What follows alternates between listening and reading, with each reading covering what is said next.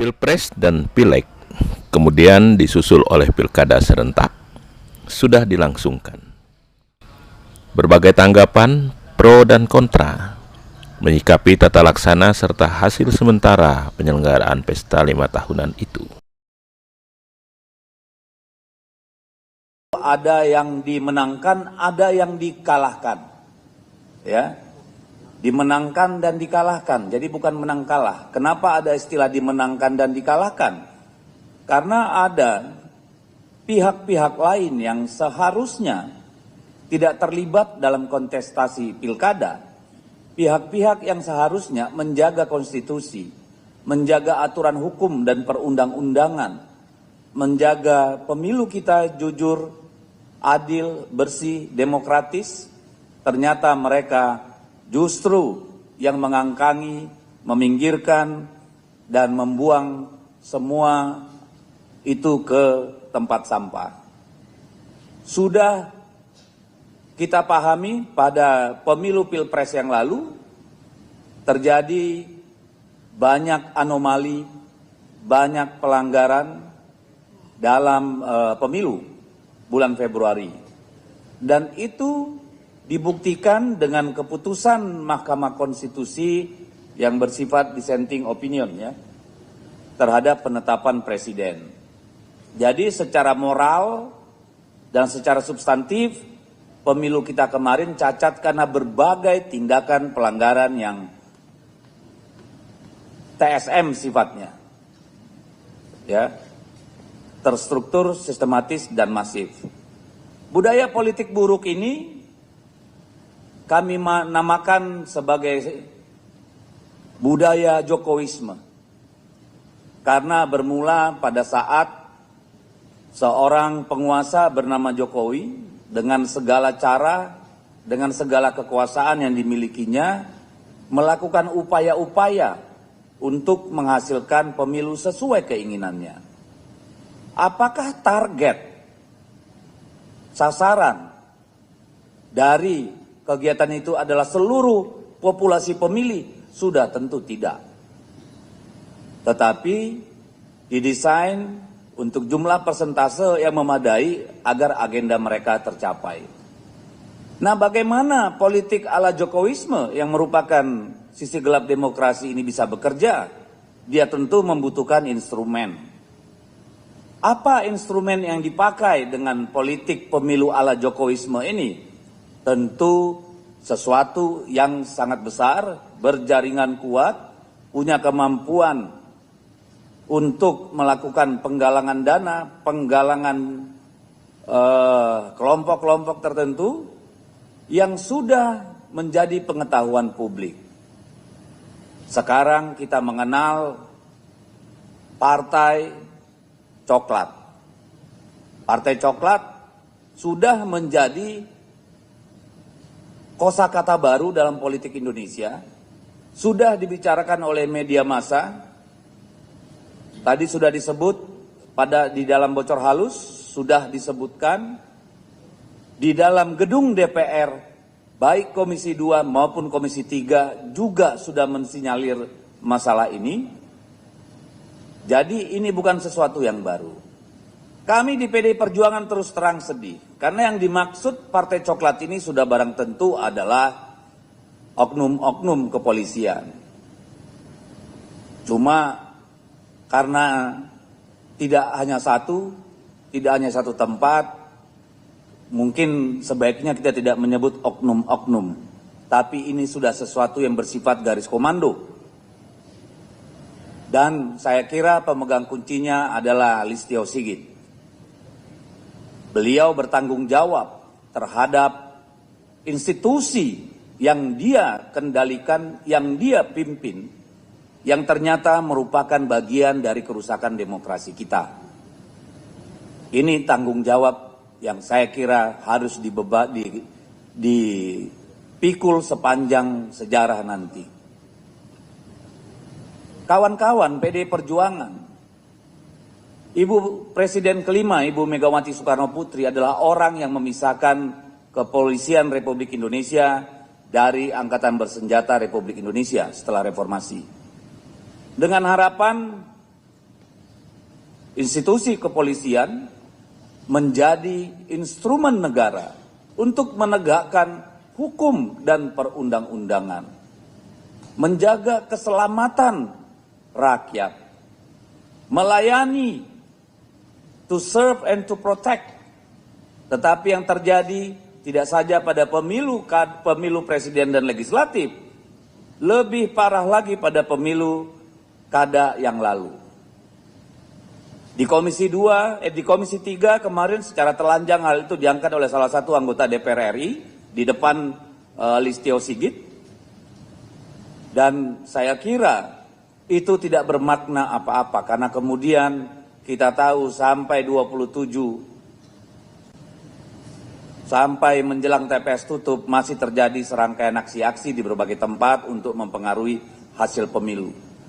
Dan ini membawa kami kepada pemikiran, meskipun tidak semua bayangkari negara yang ada di Kepolisian Negara Republik Indonesia setuju dengan tindakan Jenderal Listio, Bayangkara Negara. Tetapi perlu diketahui bahwa kami sudah sedang mendalami kemungkinan untuk mendorong kembali agar Kepolisian Negara Republik Indonesia kembali di bawah kendali Panglima TNI. Atau agar Kepolisian Republik Indonesia dikembalikan ke bawah Kementerian Dalam Negeri. Tugas polisi mungkin jika nanti DPR bersama-sama bisa menyetujui, menjaga lalu lintas kita supaya aman dan lancar. Berpatroli keliling dari rumah ke rumah agar masyarakat tidur dengan nyenyak. Ada bagian reserse yang bertugas mengusut, mengurai, melaporkan, menyelesaikan kasus-kasus kejahatan untuk sampai ke pengadilan. Di luar itu saya kira tidak perlu lagi. Karena negara ini sudah banyak institusi yang bisa dipakai untuk menegakkan hukum. Jadi polisi fokus pada sana. Itulah refleksi kami terhadap institusi kepolisian. Mendengar narasi seperti ini, kita tidak boleh mengabaikannya. Dan tidak boleh juga menerimanya tanpa membandingkan dengan beberapa informasi lain. Acap kali suatu peristiwa menimbulkan kesan berbeda tergantung dari sudut mana kita memandangnya, dan sangat mungkin suatu asumsi diyakini sebagai fakta. Seyogianya pemilu dimaknai sebagai kompetisi yang menawarkan visi atau cita-cita dan misi atau cara mencapainya dalam mencerdaskan kehidupan bangsa. Namun, sungguh disayangkan, saat ini pemilu telah bergeser menjadi pertandingan, sehingga melahirkan kemenangan dan kekalahan. Tentu saja, sangat mengkhawatirkan, bahkan menakutkan. Dari segitiga ini ada yang namanya PJ kepala daerah. PJ kepala daerah ini semua berada di bawah kendali Kementerian Dalam Negeri. Seharusnya lah menjadi tugas mereka memastikan tidak ada yang namanya PJ kepala daerah menjadi alat tim sukses pasangan calon di dalam kontestasi pilkada. Di dalam RDP dengan Menteri Dalam Negeri, saya sudah menyampaikan secara langsung, secara tegas, betapa banyak kegiatan ilegal dari PJ kepala daerah. Sumatera Utara sangat telanjang, Sulawesi Utara sangat telanjang, di berbagai tempat. Tetapi sejauh yang kami amati, seolah-olah itu menjadi tugas Gakumdu, menjadi tugas Bawaslu. Padahal kita tahu Bawaslu ini, saya sudah RDP juga kami dengan Bawaslu, mereka mengakui banyak sekali temuan laporan pelanggaran. Mulai dari PJ Gubernur, PJ Bupati, PJ Wali Kota, hingga Kepala Dinas, hingga Camat, hingga ketua RT atau Kepling kalau di Sumatera Utara. Di Deli Serdang, bansos dan money politik ditemukan di rumah orang tua salah satu camat, yang kemudian dibagi-bagikan oleh struktur di bawahnya.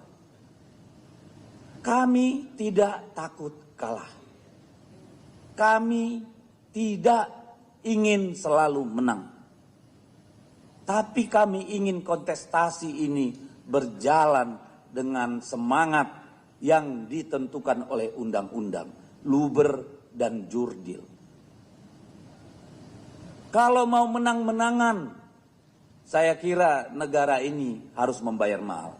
Oleh karena itu kami mengucapkan terima kasih kepada seluruh jajaran partai, kepada seluruh jajaran tim kampanye pemenangan calon di seluruh Indonesia, kepada seluruh rakyat Indonesia yang masih bisa menahan diri atas perilaku kekuasaan menyimpang dari parcok dan para kepala daerah yang menjabat ini.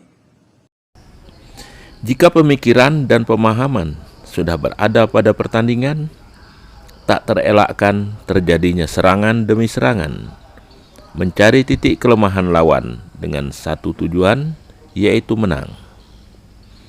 Prasangka, tuduhan, penggiringan opini, fitnah dan banyak lagi lainnya bertebaran di mana-mana yang semakin menjauhkan kita dari esensi demokrasi itu sendiri.